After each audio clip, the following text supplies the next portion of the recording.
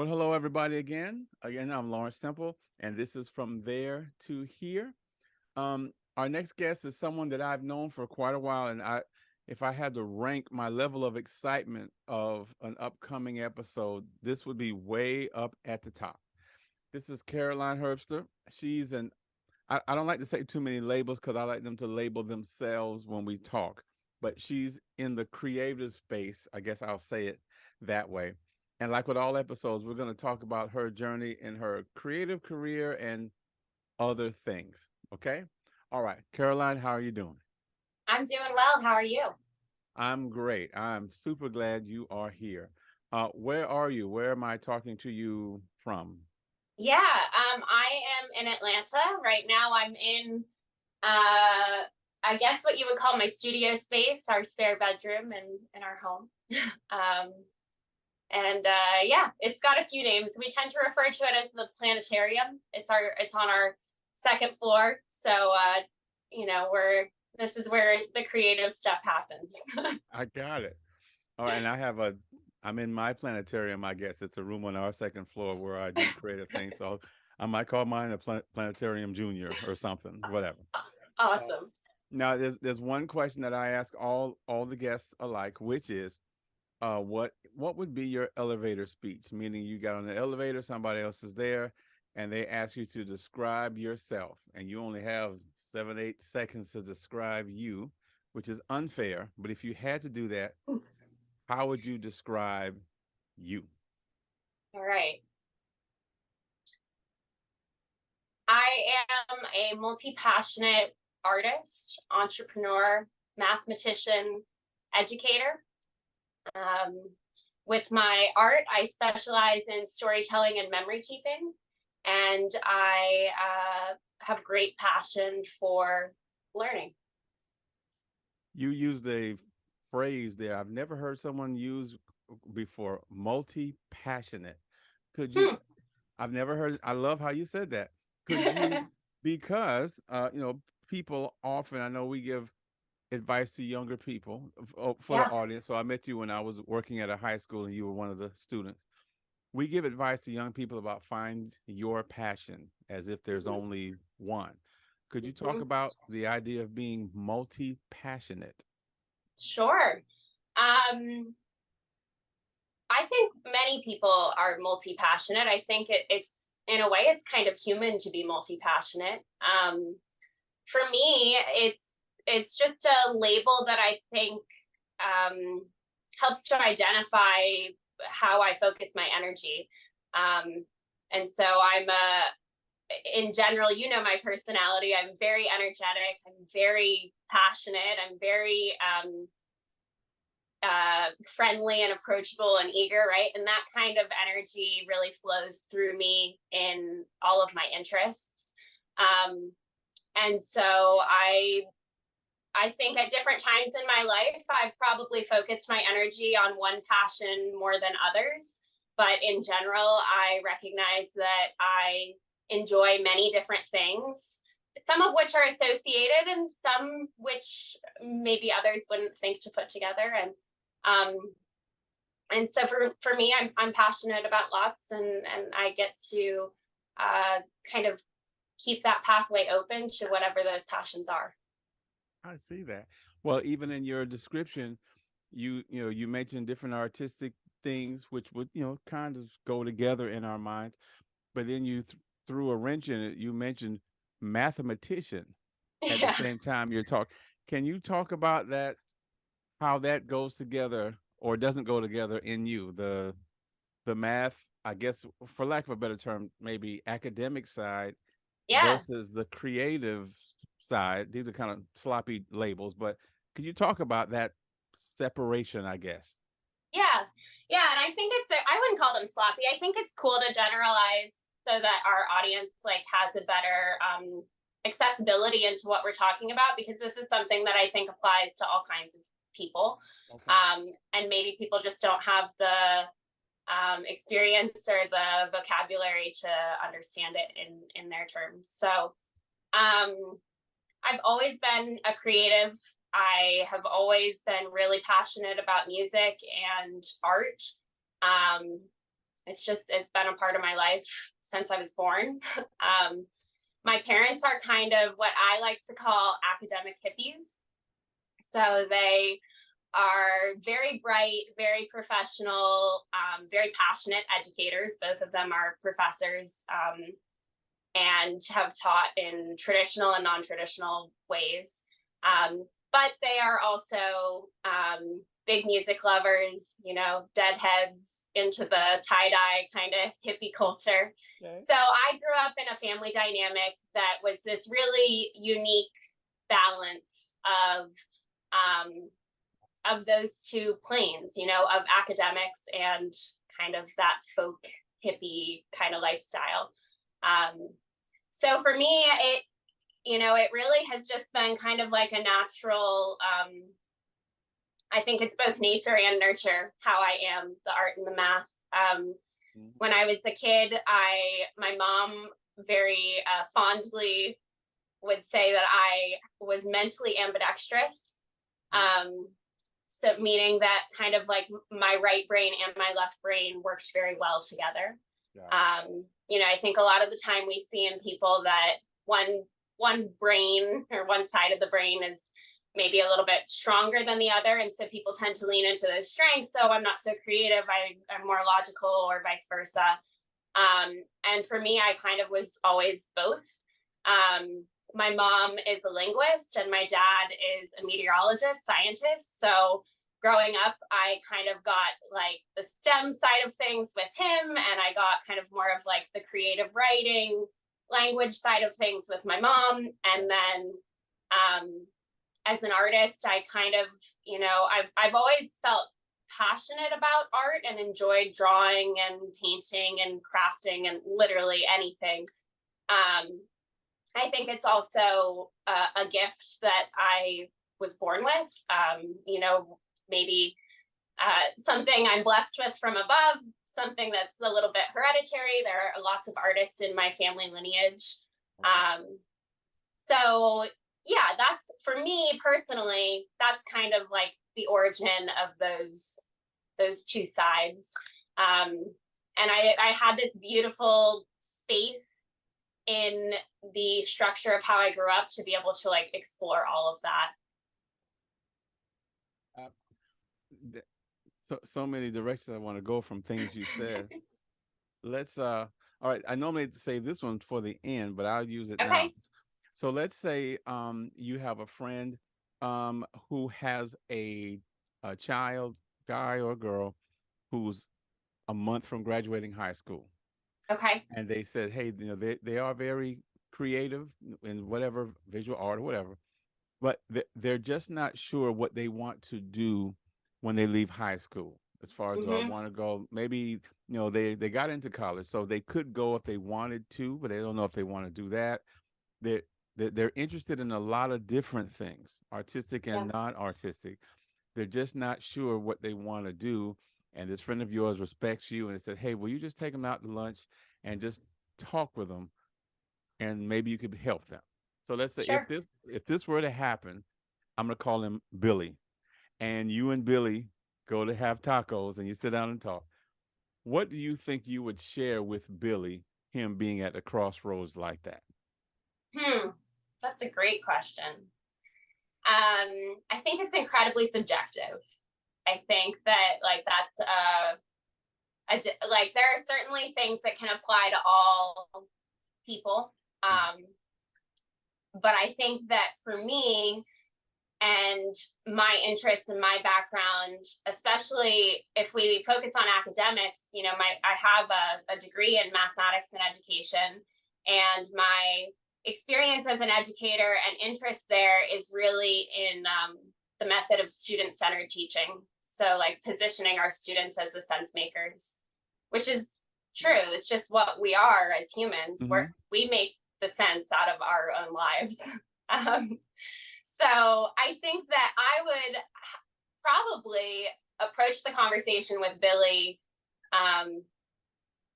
initially in just like a let me get to know you kind of standpoint, right? Like giving Billy the space to share his interests and his passions and, you know, his confusions and questions. And then I have several things that I could share. So I'll pause here. And if you want to kind of pick my brain further, we can go from here. Well, when you talked about for Billy or for everybody that we are sense seekers, is that I think the phrase you said? Would you Yeah, I dwell on think that a sense little bit more? makers. Yeah. Sense makers, yeah. Would you Yeah. before I get back to Billy? Would you dwell on that a little bit more? Sure. Well, in the context of a classroom of like teaching and education, I think it's important that students are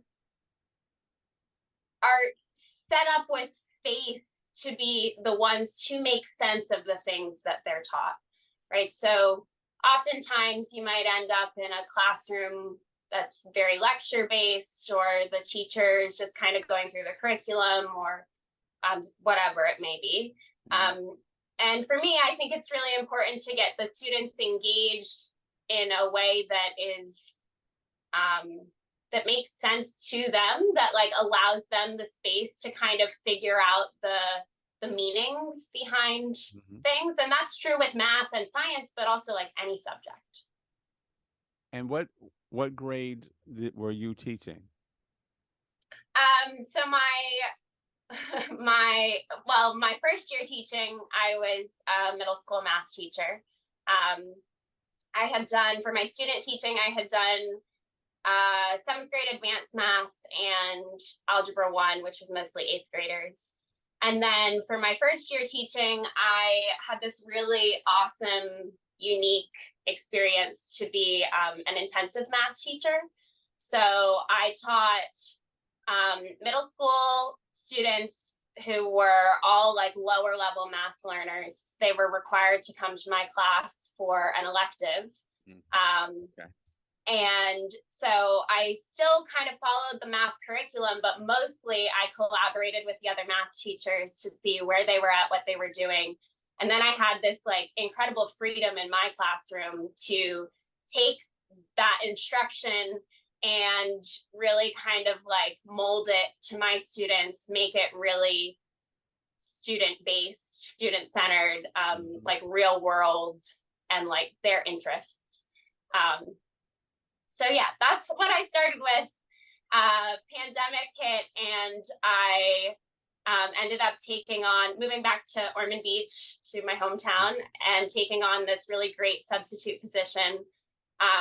So I taught at a small private school. It was 2 years old through 5th grade, which I was really excited about because elementary school was the only grade levels I didn't have any field experience in. Okay. Yeah, I was in the FSU Teach program up at Florida State and started field experience teaching like my very first semester. And that was like 5th grade through college, basically. And I had worked, like tutored maybe some younger students, done some ESOL stuff, like kind of everything. And, but I hadn't like really been in those classrooms. So when I had this substitute position, I got to do 3rd grade for 12 weeks. I got to sub every grade from the 2 years old through the 5th grade. I got to do music for 6 weeks while she was on maternity leave. Oh, wow. So I feel that I've kind of done it all, pre-K to college. And something that really got my attention as a school person, you described your time in intensive math as a wonderful, I forgot the word you used, but you use glowing terms about it. And often when teachers have those intensive assignments with students who struggle, they see it as something I have to do. It's kind of put on them. And you use glowing terms about it. Can you tell me why you speak of it so glowingly when that's something that people kind of get stuck with? Sure. I think that's something that students get stuck with too. Like, there are certainly teachers who might see it as a challenge, or even, I hate to say it, but a burden. And I think that, I knew going into the position and being a first year teacher, I knew that a lot of my students were not going to want to be there. They were giving up an elective like art or PE to come do another whole period of math. And most of them didn't like math because they thought they were bad at it. Uh-huh. And so it was a wonderful opportunity, I think, because I was able to put a lot of effort into highlighting that they're not bad at math, that they're not in there as a punishment. They're in there as an opportunity to have more time and space to understand challenging concepts. Okay. And, I truly believe that math is the language of the world. Math is the language of creation. Math is something that, I think you've probably heard people say before, like math is a universal language. Mm-hmm. And I think that is a lot of times people interpret that to mean that, you can speak English and Spanish and French and Chinese, and math is still one language, right? Mm-hmm. But for me, I think really math is the universal language. Math is the language of the universe. Yeah, I get that. No, Yeah. I know. I see that. Mm-hmm. I know you know. Even as and I'm a words person, not so much a math person, but still, the way you explained it, I get it. Yeah, yeah. So it was, we focused a lot on growth mindset. We focused a lot on getting rid of that fixed mindset and understanding that we can always continue growing and learning and moving forward. And I just, I had small sized classes. I had a lot of ample room for connection and creativity. And all of those factors really allowed space for my students to kind of play with the concepts that they were learning and make it make more sense. And sometimes we had to dive in because, Mr. So-and-so didn't do a great job explaining this, and we really need to get the algorithm down. But a lot of the time it was when you guys are out in the real world, you need to be able to do math. And that's not just when you graduate high school. That's when you are on your way home from 7th grade. Right.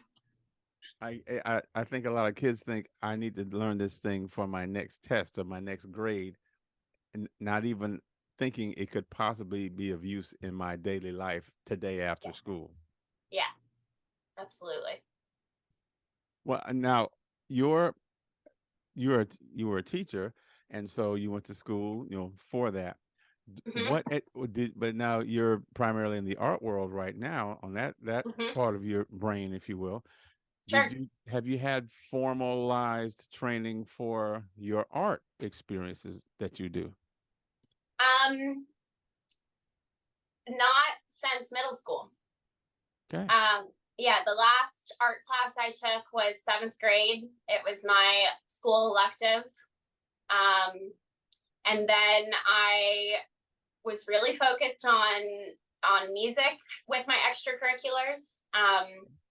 So yeah, no, nothing really formal since then. When you mention music, what I've seen the visual arts that you do. As far as music, what do you do? Do you sing? Do you play? Talk to us about the musical part of you. Sure. I would say I am a music lover, an artist, mathematician and educator. With music, I certainly enjoy making music, but really I just like to listen to music. I like to appreciate music. I started singing in my church choir when I was in 3rd grade. Okay. I had been admiring them for a while. We always sat on that side of the church, and you had to be 9 years old before you could join. So I waited until I could, and I was very active. I was a cantor, so I would get up and kind of lead the whole church through the Psalms and that kind of stuff. And then in and in elementary school, I loved music at school. We had, you know how they do like recorder karate when you're a kid. Mm-hmm. So we did recorder karate, and I was like, I wasn't really into sports. I just wasn't an athletic kid. I'm like so much more athletic now as an adult than I Mm-hmm. ever was then. And I will say, because we probably aren't going to touch on that again, exercise is so important, and exercise can change your life. And even if you're a creative and you're like, I just want to do art, I just want to do music, go walk for 30 minutes, go like sit in the grass, like go stretch your body. Exercise can change your life. Um, yeah. No, So I know. I'm glad you put in that exercise commercial. No, go a little farther with that. Talk how when did this exercise revelation come to you, and what role does it play in your life? Because I also agree it's very important. yeah. The revelation came to me a couple years ago.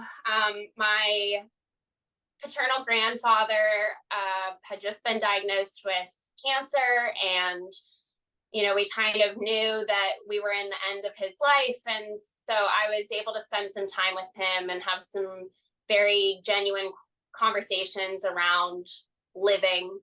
And I just said to him, he was 93. And I said to him, Grandpa, like, what is the secret to such a long and beautiful life?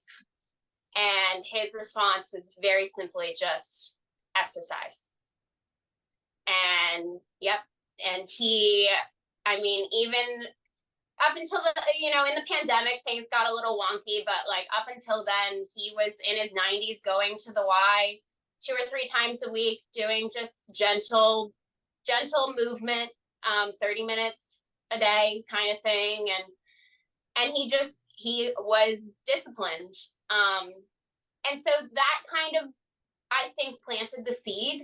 And then from there, in the last, that was in 2021. So in the last 2 years, is when I really started to like put more intentionality into movement. And before that, I had a really challenging relationship with exercise. I didn't Yeah. enjoy it as a kid. I wasn't really into sports. We had certain like active activities we did. My family is a group of sailors. So, that's very active and that's exercise, but it wasn't something I was doing daily. And Okay. I liked to swim, but I wasn't on the team. So, yeah, that revelation, that moment was kind of like almost like it just kind of put things in check for me.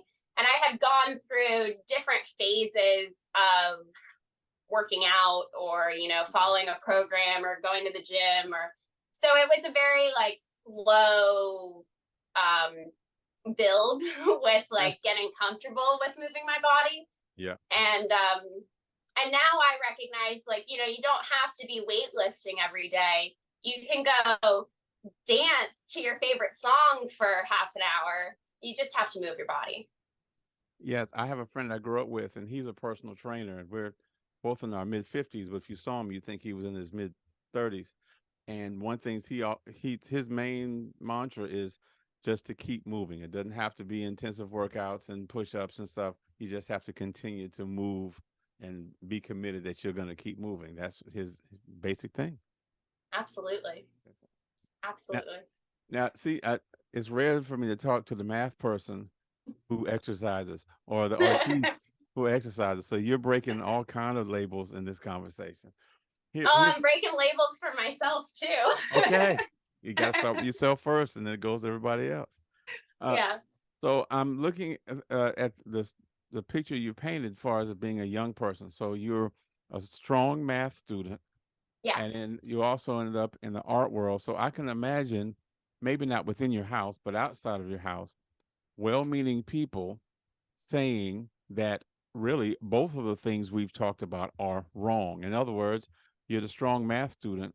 Well, why teach math? Why not go work for NASA and make more money? Or you have this stable school life. Why go do something risky and be an artist? So my question is, did you get those contrary voices, and how did you process knowing they came from a well-meaning place, but you obviously chose other paths? How did that happen? Sure. 120% I got those comments, Okay. all the time on both ends. And there were certainly people too who like could see my passion about, from a young age, my passion about these areas of my life. And so there were comments in there too about like, you do what you know is right for you, you follow your own path, those kinds of things. But I think that the earliest thing I ever wanted to be was an artist. Okay. And probably, so I remember in second grade, my parents, we went to the silent auction at our school, and they had all these different things that you could bid on, and they bid and won art teacher for the day. And so I got to be art teacher for the day in second grade. I have this really great silk screen from that. And it was wonderful, and I got to help come up with the lessons that we were going to do, and then I did them with each of the grade levels for the day. I remember it was around Mother's Day, but none of that matters, right? But anyways, I can remember artist was kind of the first thing I ever wanted to be.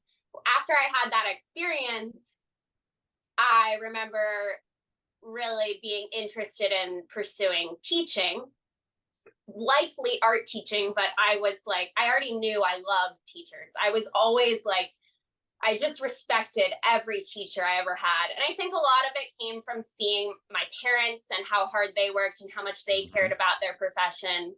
And I had other teachers in the family too, my grandmother, my aunt, and we just really valued education. So I always really, really admired my teachers, wanted to be like them. I was like, I think I realize now as an adult, in retrospect, there were probably so many times where, like, to the other kids or parents or teachers in the class, I was the teacher's pet, overachiever, like always raising my hand, doing whatever. And the truth is, like, I didn't even really, I mean, I knew that about myself, but I didn't see it that way because Yeah. I was just like so curious and invested and engaged and like, just learning. So, I've always, I mean, really, since elementary school, I had been interested in education. Even like earlier than that, I've just always enjoyed children. I think I wanted to be a mom when I was when I was a baby, kind of thing. So, Yeah, yeah. so I what's unfortunate is I don't have a memory of it. There's no like so and so said this or this happened or whatever. But I think at some point in those early years of elementary school, like by third grade or so, I was convinced, and it may not have been explicit, but I was convinced that like being an artist is not a way to make a living. Okay.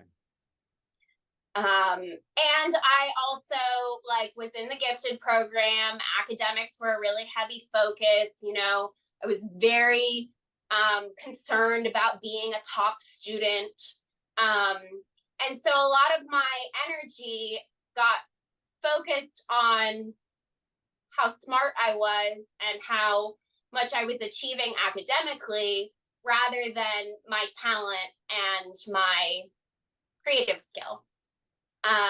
And those were things too that I think I was lucky enough. I still had space to kind of play and make art and make music. And but I didn't realize until I left teaching and started pursuing the art side of things, that like your talents can get you a long way in life. Okay. It doesn't have to be just your intelligence. And talents too, meaning like, I don't just mean like you're a creative, like your talent is very specific to who you are as a, unique human being. Mm-hmm. So in middle school, I think was when I probably kind of started to commit to teaching. It's really I would before this podcast, I didn't really prepare anything. Good. A previous version of myself, like as a young woman, as a young girl, I Mhm. rehearsed everything. I would stay in bed, like thinking about conversations I was going to have the next day. And like, I just don't do that anymore. And it's a much freer way to live. But I was thinking about middle school in general. And I think Mhm. that's a really significant age for me. Obviously, I was drawn to teach that age. And, as an educator, like a lot of people go, oh, middle school. Okay. Yes, they do. Yeah. Yeah. I think it's so fun. I love that age. I think it is such an important age to have the right support and have freedom to still be a kid, but be respected as the human being that you are with like valid and profound thoughts. Wow. Um, so I think part of my subliminal attraction to working with that age is that I had people in my life at that age who gave me that kind of space. Um, and I was involved in everything. I loved middle school. I went to Oregon Beach Middle School. I grew up Okay. in the Northbrook neighborhood, so I rode my bike to school every morning. So it felt like, I was in the neighborhood. It was like my turf. Yeah. Um, that also gave me access to doing tons of things at the school. Um, I was involved in like almost every club. I think I did everything, and it was beautiful. I look back on that period of time, and I think that was the age where I really was considering all the possibilities of career. Okay. Yeah, and I see now too, like although I had that breadth um, of examples, I guess you'd say, to consider, I was also very naive as to like what you can do for work, what Okay. what a job can be. Yeah. So I wanted to do everything that I was involved in. I wanted to be, I was on the morning news team. I wanted to be a news anchor. I was in yearbook. I wanted to be a graphic designer. I did music. I wanted to be a musician. I did art. I wanted to be an artist. I was really into musical theater, which, I did AMT at Seabreeze. Mhm. Um, and at the time, Glee was on TV. That was like my favorite show. So I wanted to be an actress. I wanted to be on Broadway. I Yeah. wanted to do everything. Mhm. Um, and in my 8th grade year, I also this whole time was always so academically focused, and like any kind of competition or competitiveness that came out of me was usually filtered that way. I think that's how we started talking about exercise, because like my competitiveness in elementary school was like recorder karate. I was competing with my friends for who'd get the next belt, Yeah. or those kinds of things. But I would get competitive with a couple of my best friends in our math class, who could get 100 on the exam or who could whatever. And I loved my middle school math teacher. Algebra was like, I just loved. It was so exciting and so fun, and I loved, like, it was like everything was a puzzle. And so I just really enjoyed it. And she pulled me over after class one day and said, "Hey, Caroline, there's a 6th grader in the classroom next door who's really struggling, and they're looking for a tutor, and we're wondering if you want to tutor her." And I was 14. Okay. and I think I probably thought about it and was like, yes, absolutely. And so we would meet sometimes at school, but we would actually go to the public library and I would book a room there for us to do a tutoring session. And that's when I kind of was like leaning into those interests and I've always said, as a teacher, your students best like that they will know they understand the material when they can teach it to someone else. Yeah. Right. Yeah. So Mm-hmm. for me, I think I already was really successful in the algebra classroom, but then I was going and helping this pre-algebra student and, volunteering with NJHS at school and doing all these other little tutoring things that were solidifying my understanding of that level of math, and also like really building this confidence in me of like my interest in helping others make sense of things and experiencing that teacher gratification. Now, touching on the your creative process, Yeah. one, I identify with so many things you said, like you talked about how you are a musician, but that how you enjoy listening to it, maybe even more than the playing. My mother taught music at Bethune-Cookman and at Daytona State for 30 something years.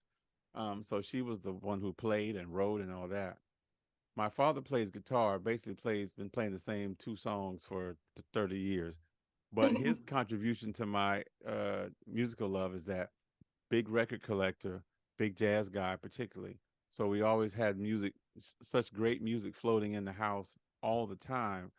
I soaked that up from both directions. So I definitely get the osmosis of being in that creative environment. Yeah. I wanted to ask you, in your process of creating. First of all, I've seen some of your work, but the viewers haven't. What kind of art do you do? What do you create? What medium do you work in? Do some art talk for us for a moment, please. Sure. I kind of chuckled when you say that because I feel like I do it all. But Okay. the reality is that currently my primary medium is watercolor. And really, I'm a watercolor illustrator, so I like to draw and then add color. Okay. Yeah. And I've had a really unique journey to doing what I do now. Okay. So I guess I'll take a moment to kind of share like how I went from teacher to art entrepreneur. Definitely. Cool. So obviously I've already talked about my experience teaching, and I don't know if I said this explicitly, but my first year as a teacher was 2019, 2020, when the world kind of paused. Right. So I think in many ways that, that period of time that created so much uncertainty is what allowed me space to stop writing the story that I had been writing from a younger version of me. Mm. And I didn't stop writing it. I just kind of started turning to new pages. Okay. I'm gonna interrupt myself to share a bit of a revelation that I had about my life in December. Okay.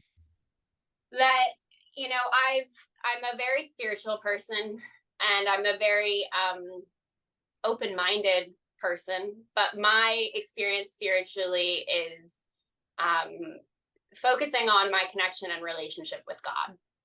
Okay. And I'm certainly, in the past, I've definitely been skeptical of things before, and questioned reality of things, especially like Christian teachings and whatnot.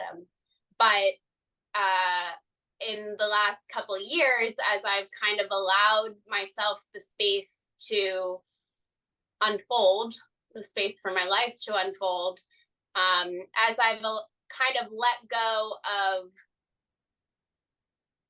the story that I was writing and the control that I had on my life, that's when I really found all of the opportunity. And this revelation that I had was that, I've always believed since a young age, and I've been taught, but I've also discovered on my own that everything happens for a reason and your story is written and right. And so a few years ago, actually, my love of music is how one of the ways that God started kind of helping me to listen to things I needed to hear. Okay. And there was a line in a Grateful Dead song. I was at a live concert, and it just struck me in a way that I had never heard it before. It wasn't anything different. It just, I heard it.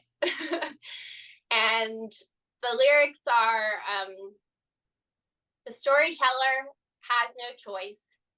Soon you will not hear his voice. His job is to shed light and not to master. Yeah. I hear a whole lot in that even relates to your story and those few words. Mm-hmm. And before that, other lyrics, and after that, other lyrics. Let your life proceed by its own design. Little things that would just trigger almost these chapters of living for me, where I started to let go by understanding through the music I love. And we talked already that your interests and talents in some ways are contradictions, because Yeah. the artist you picture as being, the stereotypical free spirit, let go, it's cool, man, whatever. And then the math person is, cut and dry, uh, have a slide rule. They're like the essence, the epitome of control and reason and all of that. And so it's interesting to see someone where both of those opposite worlds reside. Sure. And I like that you say that too, because I think that is generally how most people view these two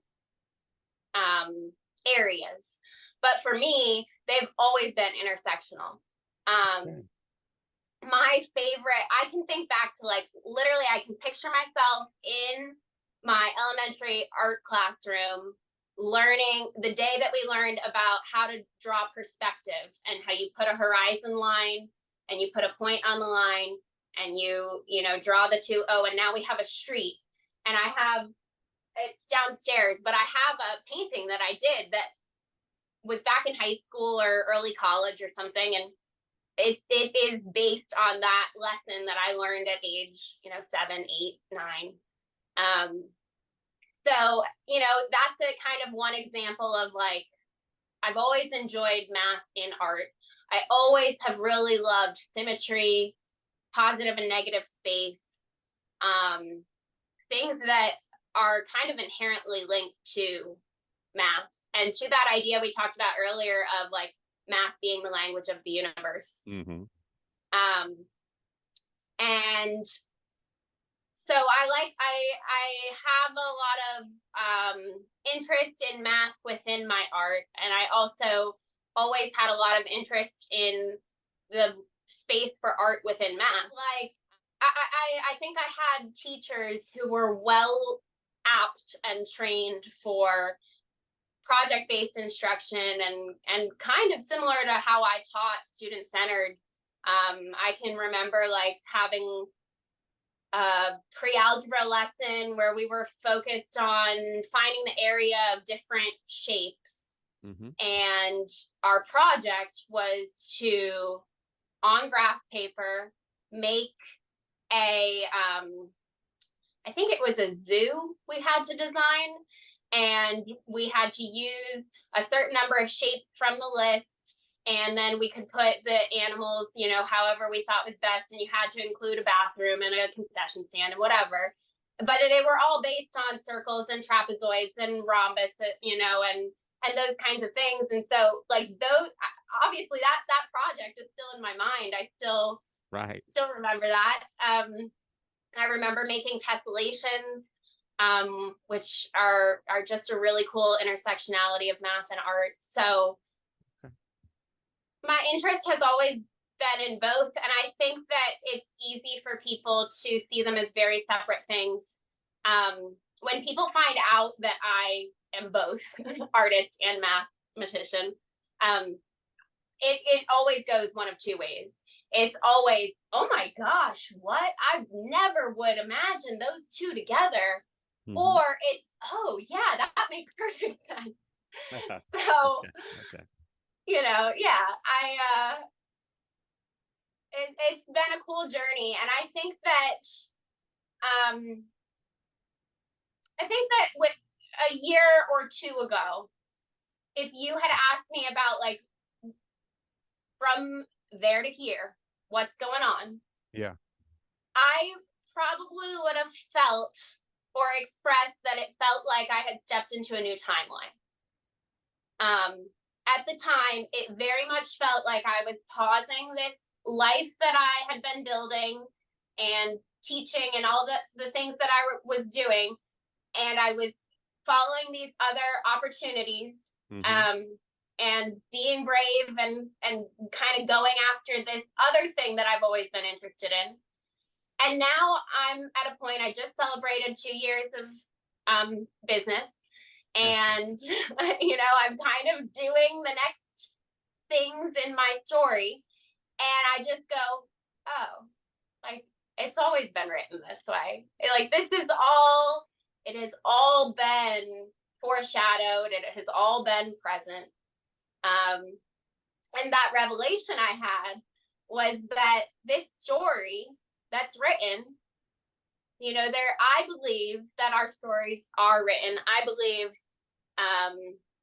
that, they're certainly, we have free will. We can make choices in our life. Mm-hmm. What I see now is that life, this metaphor for life, is that it's like a choose your own adventure novel. Right? So the story is written, the pages are there. You get to the end of the page and you have a choice to make. And as a human, with your own consciousness and your own beliefs and your own philosophies and your own interests and your own passions, you get to choose which decision you want. And you're going to turn to a different page. But both of those pages are already written for you, whichever one you pick. That's so interesting. One, I heard someone make the choose your own adventure analogy just a couple of days ago. Wow. And also, I remember friend of ours, a mutual friend, Miss Paul, or Lightsey, Mm-hmm. at the high school where I met you, who I think very highly of. Me She too. would, I recall, she would talk to students who were high achieving seniors who were worried about the right college to get in, and Yeah. they would overstress about if they didn't get to this one that they thought was the one. And I don't recall her words, but she would talk to them in a similar way, that there's Yeah. more than just one page, because they Ah. were acting like if I don't land on this page, all is lost at 17 years old. And Mm-hmm. so the way you're talking is on a similar line with that. I want when you mentioned and the turn of phrase that you use for some of these things, like when you were talking about kind of rewriting your story, whatever. I thought that was very powerful the way you said that. When you mentioned kind of the revelation of learning to let go, which is something that struck me when I saw you at the art show, and it really Yeah. resonated with me. Could you even be more specific about at that time, at this juncture in your life you're talking about, what things, physical or non-physical, did you have to choose to let go of that Mm. moved you into where you are? Wow. That's a great question. Um, well, things. Mm-hmm. Earlier in our conversation, you asked me about if other people in my life had told, maybe persuaded me or told me not to follow these paths. Yeah. And by high school, I was telling people I was going to be a teacher. And I definitely had some high school teachers in particular, most of who were really supportive of me. Caroline, you're going to be successful no matter what you do. A couple who it was very well intended, but it was, Caroline, what are you thinking? You can go make so much money using your brain and your creativity doing something way beyond teaching. And I think that I didn't realize it for years, but I think there was like a little bit of a chip on my shoulder that was like, I can do this. Like, no, let me show you how much I care about this thing.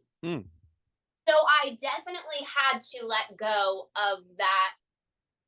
I didn't even realize I was like proving that I can do this.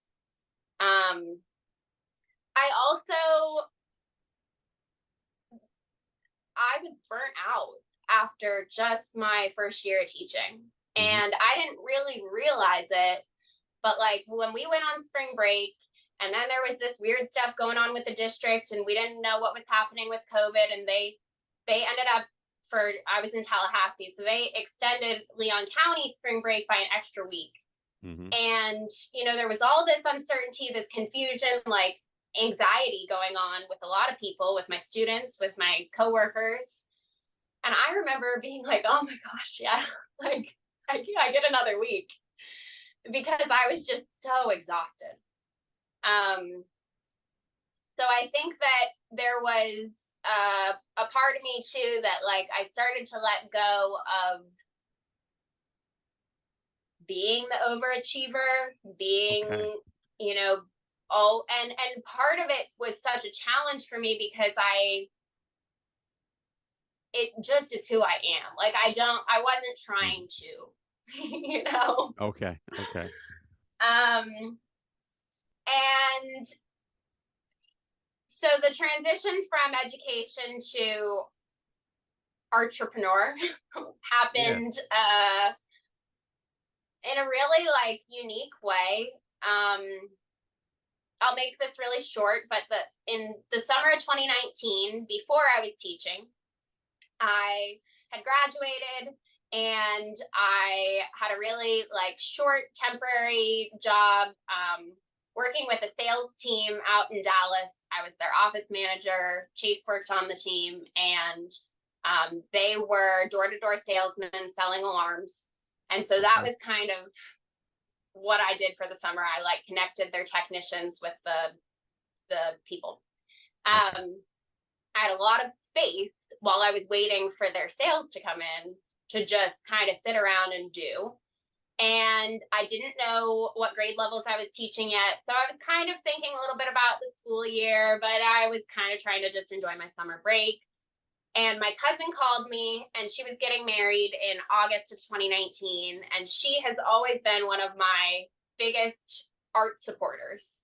Okay. I would only see her a couple times a year, but when I would, I was usually making something for Christmas or a card for a grandparent or something. And she was one person who had always told me like, Caroline, you are so talented. You could do this.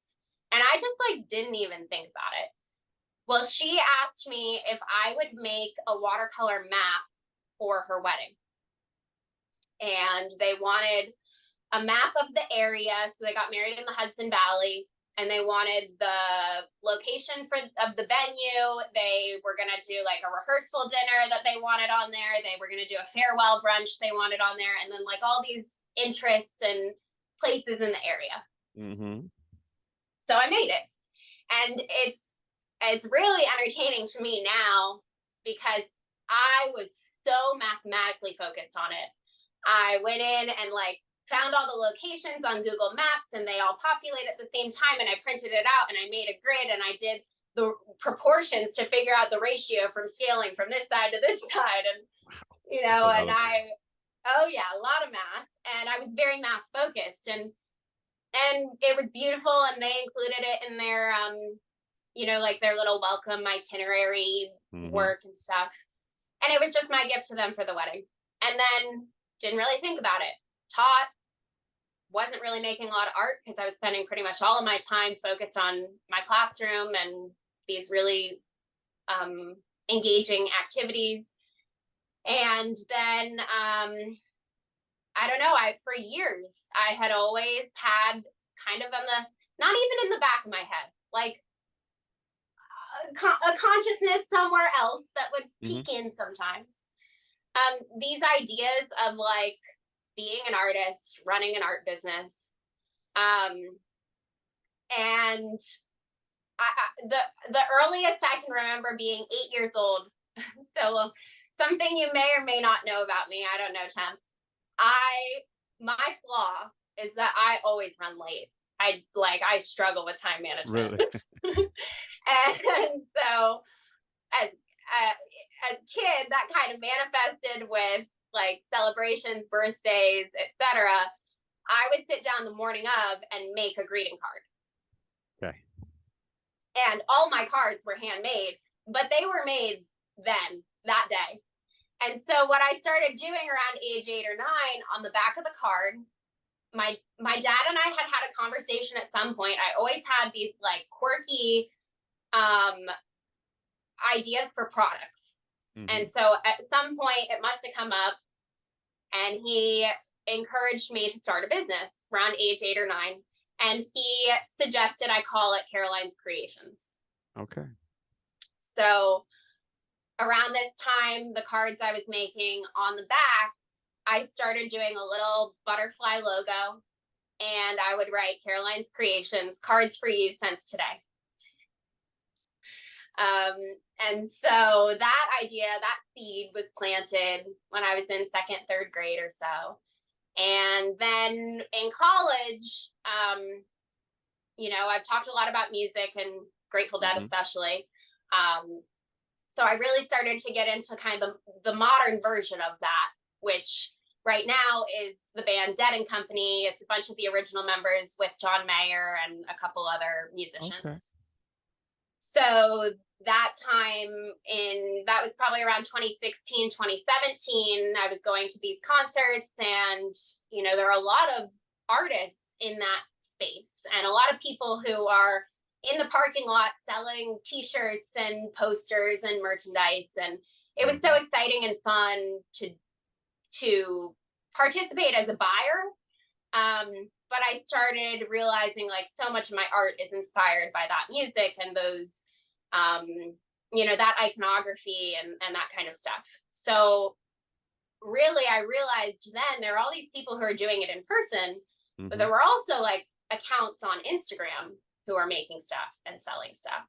So then as an adult, I had this kind of new hope for being an art business owner, but I never had the time. I was so academic, so like double major, field experience focused. Like I made stuff on the side. I just didn't focus my energy there very much. And summer of 2020, I had to make the tough decision of whether or not I was going to go back to Tallahassee. It just didn't make sense. I was really sad to leave my school. But I also felt very liberated because I didn't know what was coming next. Okay. And I had a lot of thought and interest up to this point about like, okay, maybe it's time to pursue art. So that was summer 2020. I had this unique space and privilege that I had kind of extended my teacher salary over the summer months, so I didn't have to be working. I had some space to kind of figure things out.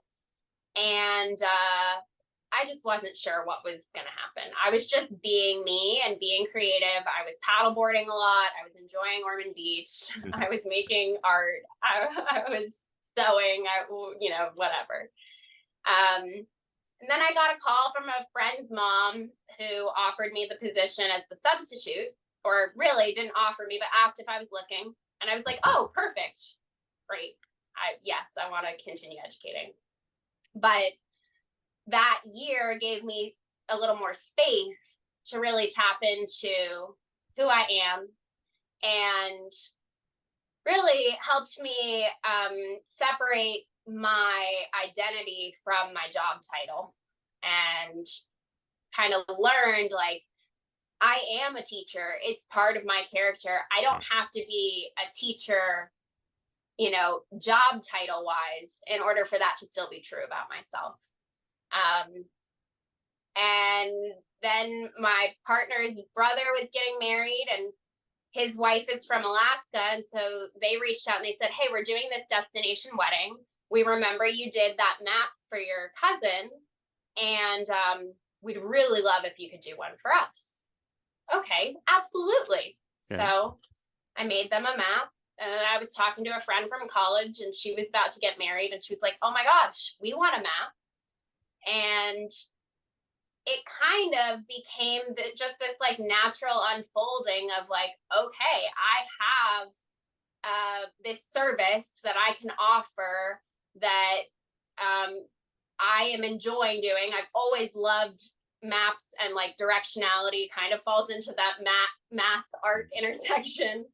And so I kind of used that almost as an excuse to start the business, knowing that I liked it and I would keep doing it. There was going to be a wedding boom post pandemic, but also knowing that my muses are music and nature. And eventually, somehow, that was going to find its way into the business. I get. Wow. I just love that.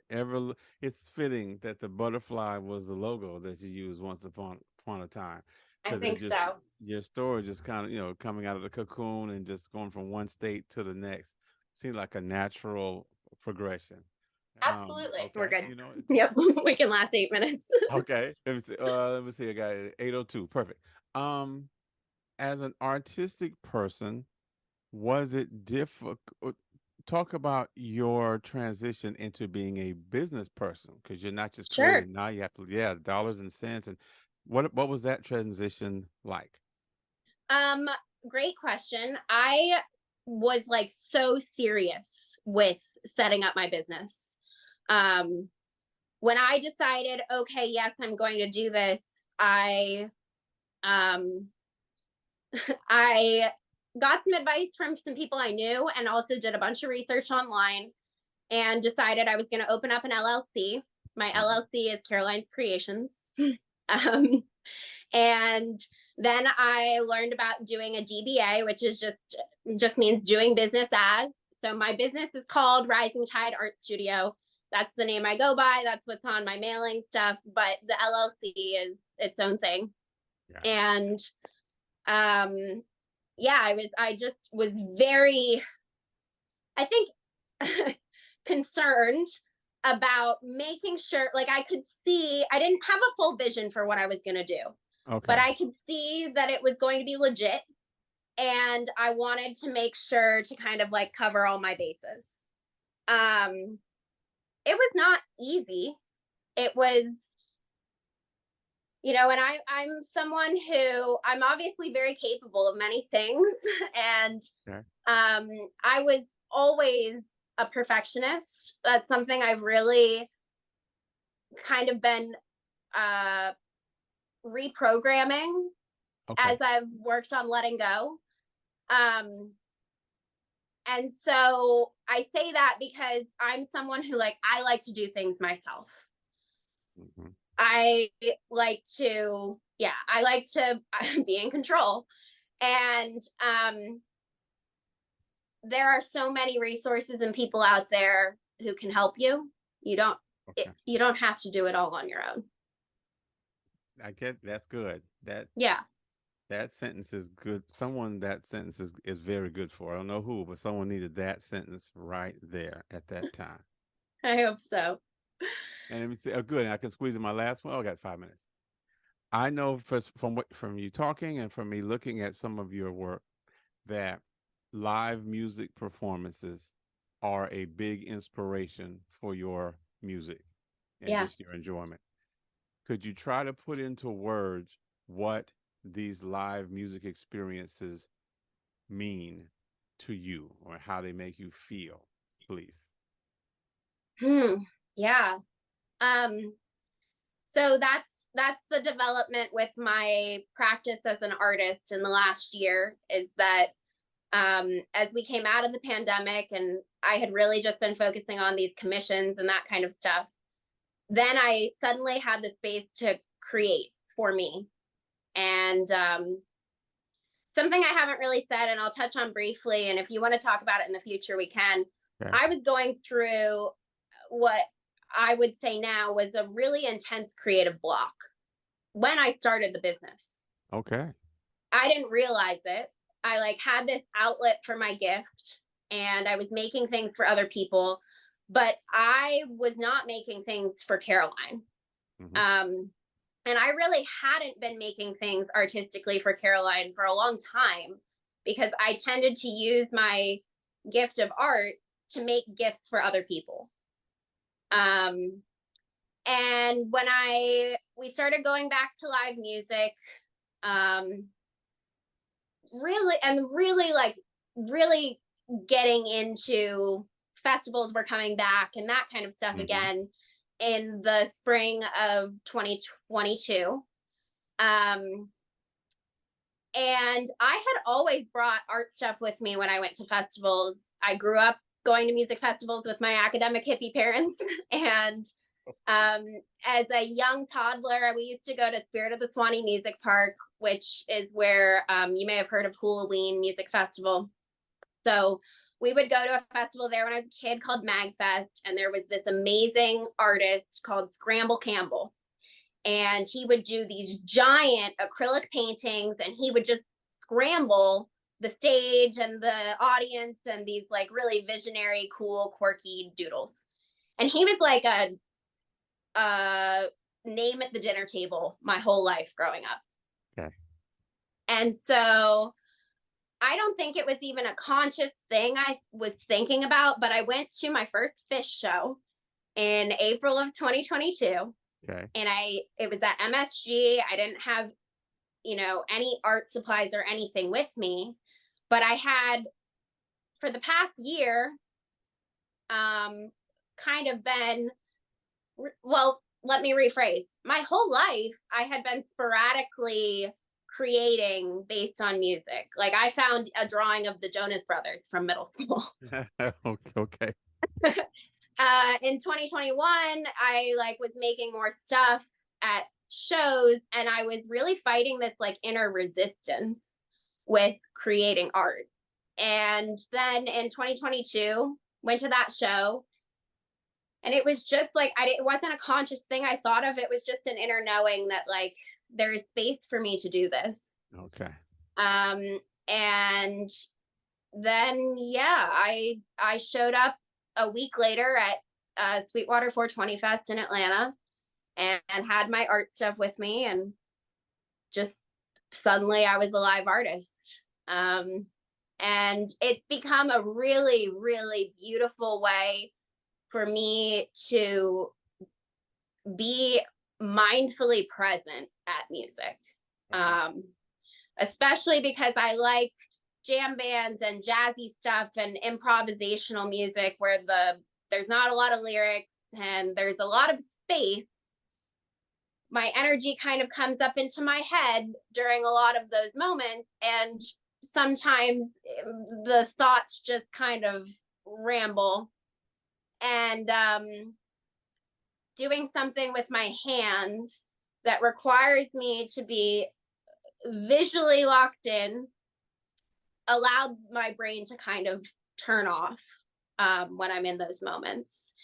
And really, for me, it is an experience of energy. It is channeling the energy of the musicians and the music and their creation kind of through me. I dance while I do it, and it kind of comes out on the page that way. Well, hello, and I just wanted to say a special thank you to to Caroline Herbster for being our special guest today on From There to Here. There were so many insights that I hope you picked up on. She and I spoke briefly after the recording, and there are some exciting things she has in the works that are even more of a combination of her love for art, mathematics, students, all kind of things. So just stay tuned for the next iteration, the next version of our guest, Caroline. Well, thank you so much for joining us. Look forward to you connecting with us. Make sure you like and subscribe, and look out for the next episode of From There to Here. Have a good evening.